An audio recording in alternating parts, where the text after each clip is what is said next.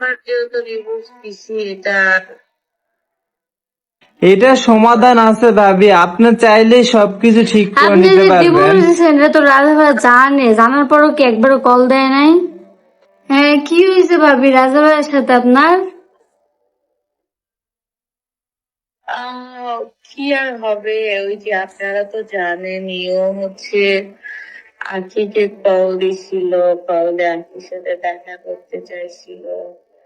তারপর হচ্ছে আখি সব আমাকে বলে দিছে। দেন হচ্ছে ও তো প্রত্যেক মানে বিয়ের পর থেকে নেশা করে, আমার গায়ে হাত উঠায়, এইগুলাই। আর মানে ও আবার আখিয়া পরে এসএমএস দিছে, এগুলো স্ক্রিনশট আপনার দিছে মানে রিসেন্ট, এটা আপনারা ঢাকাতে আসার পরই? না, আমরা বগুড়া থাকতেই আখিকে হচ্ছে মেসেজ দিছিল। পরে আন্টির সাথে আমার কালকে কথা হয়েছিল।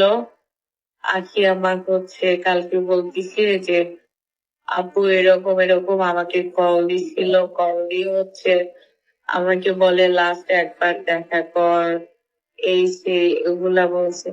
তো আমার কথা হচ্ছে আমি তো আর ওদের সংসার ভেঙে ঢুকিনি, সেটা রাজাও জানে আখিও জানে। তো মানে সেই এসএমএস জায়গাতে টা কে আমি দিছে? আমাকে বিয়ের এসএমএস টা পরে কি রাজা দিছে না একই দিছে? রাজাই দিছে। রাজা রাজা দিছে। রাজা একই কে তো দিছে?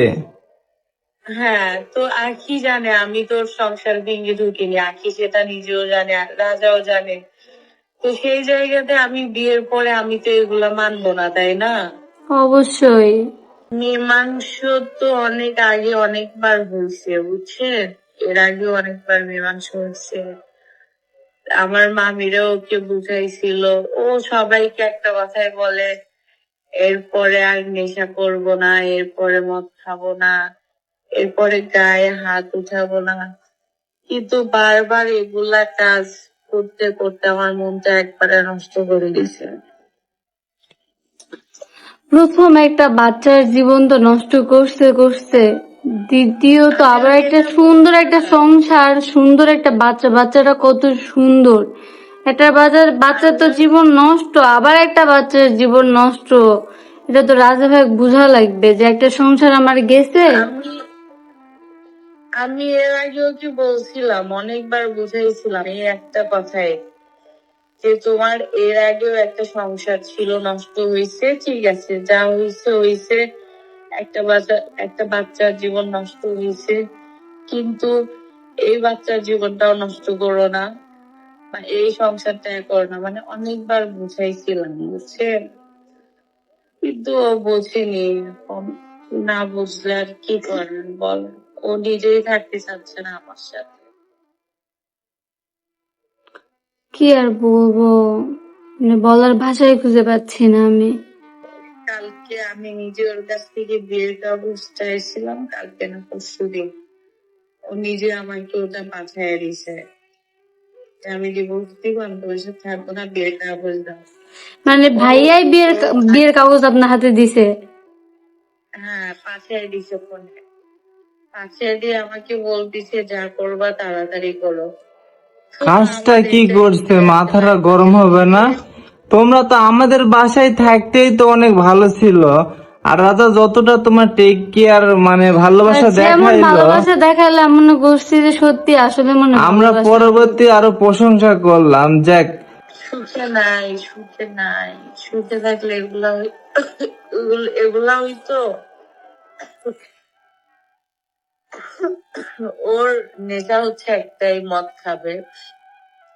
কালকে আখি আমাকে এত কিছু বলে দিল, বলে দেওয়ার পর ও আমাকে সান্ত্বনা না দিয়ে, যে আমি এগুলা করিনি বোঝাইনি, সান্ত্বনা না দিয়েও মানে বাড়ে চলে গেল, হুট করে ঝগড়া করে আমার সাথে ঝগড়া করে বাড়ে চলে গেল।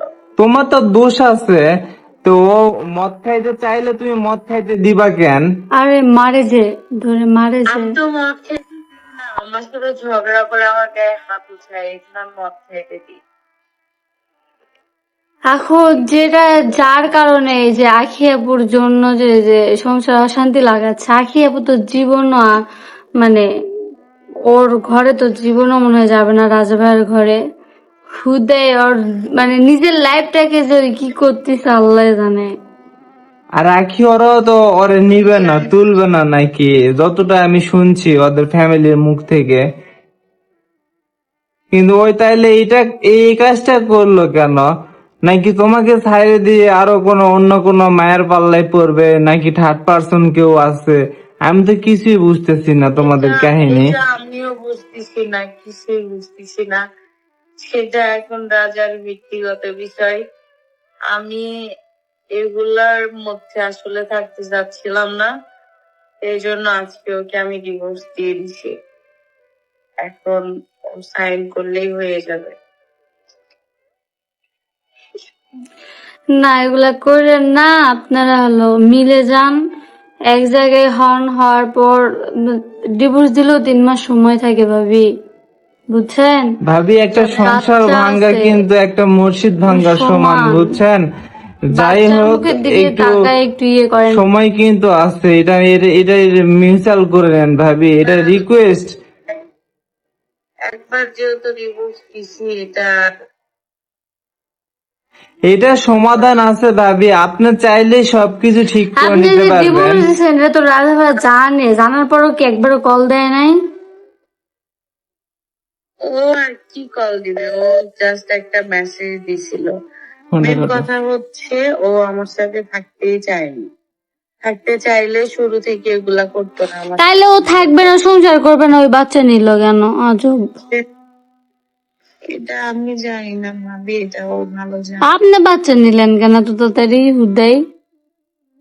ও নিজে বলছিল বাচ্চা নিতে, যে আমার তো বাচ্চা ছিল আগে একটা, এখন একটা বাচ্চা নাও, তাইলে আমার একটু ভাল লাগবে। এগুলা কত